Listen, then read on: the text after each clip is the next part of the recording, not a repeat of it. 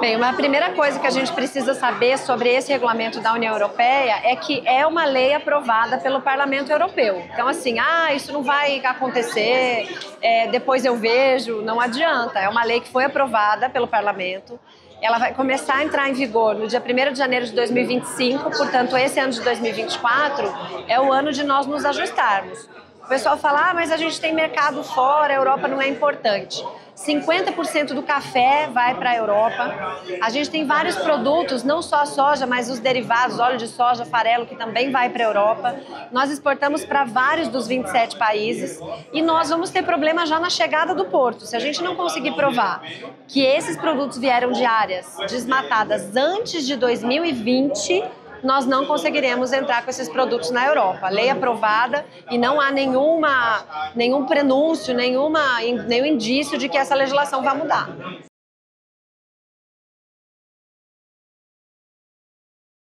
O regulamento se aplica a todas as propriedades rurais e as cadeias que entraram nessa primeira fase são 7, né? Soja, madeira, café, borracha, cacau, óleo de palma. Enfim, essas cadeias vão ser as cadeias que vão ser afetadas primeiro.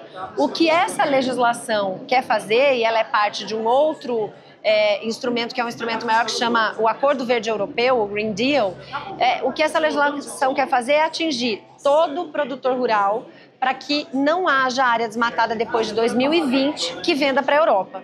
Então, se o produtor produz soja, gado, tinha faltado a carne, soja, gado e esses produtos todos, ele está sob essa vigência dessa lei, vai ter que ter rastreabilidade, vai ter que preencher documentos diferentes para poder exportar para a Europa.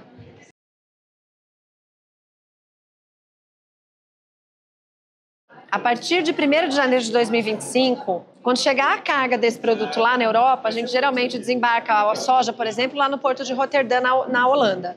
Chegou lá, vai ter que ter uma documentação específica relacionada a desmatamento. Então, o que a gente chama de due diligence, né? Vão ter que olhar esses documentos, vão ter que saber de que área que veio, qual que é a data de desmate dessa área, cadê o cadastro ambiental rural, onde está a prova de que essa área não foi desmatada depois dessa data e onde está a prova de que aquela soja é de fato daquelas áreas que estão declarando.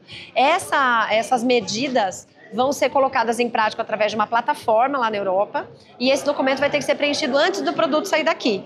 Se chegar lá e não conseguir comprovar isso, volta o navio.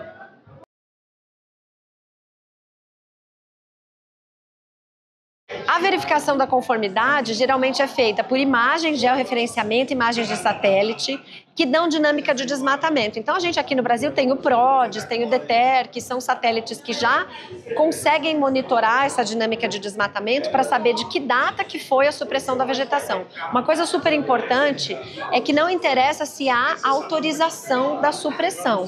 Se esse desmate foi posterior a 2020, mesmo que tenha autorização, mesmo que seja licenciado pelo órgão ambiental, não vai entrar na Europa.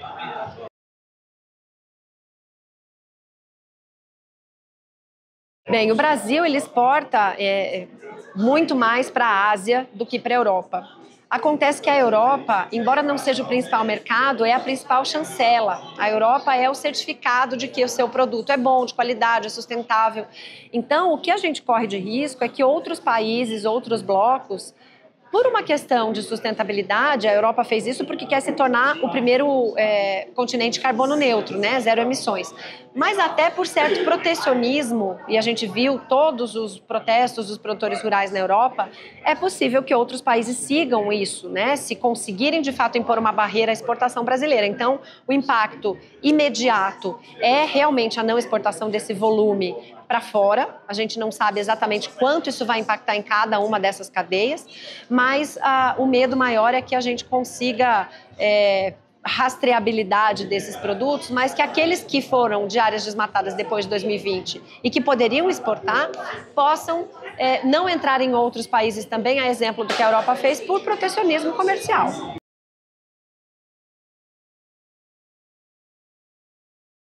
Olha, é muito importante o produtor conhecer a sua fazenda. Onde estão seus passivos ambientais? Existe falta de APP? Existe falta de reserva legal? Tem alguma atividade que não está licenciada? Porque os critérios são o não desmatamento, mas também a conformidade com a legislação. No estado de Goiás, principalmente, é exigido o licenciamento ambiental de algumas atividades rurais. Se essa atividade não estiver licenciada, não vai passar pelo critério de conformidade com a legislação ambiental. Então, o conselho ao produtor rural olhar para dentro, entender o que ele tem de passivo ambiental, se ele tem um termo de compromisso não cumprido, se ele tem alguma coisa que ele está devendo para o órgão ambiental, para que haja essa regularização antes do final desse ano, para poder estar conforme com a legislação e comprovar para que o seu produto possa ser exportado para todos os países.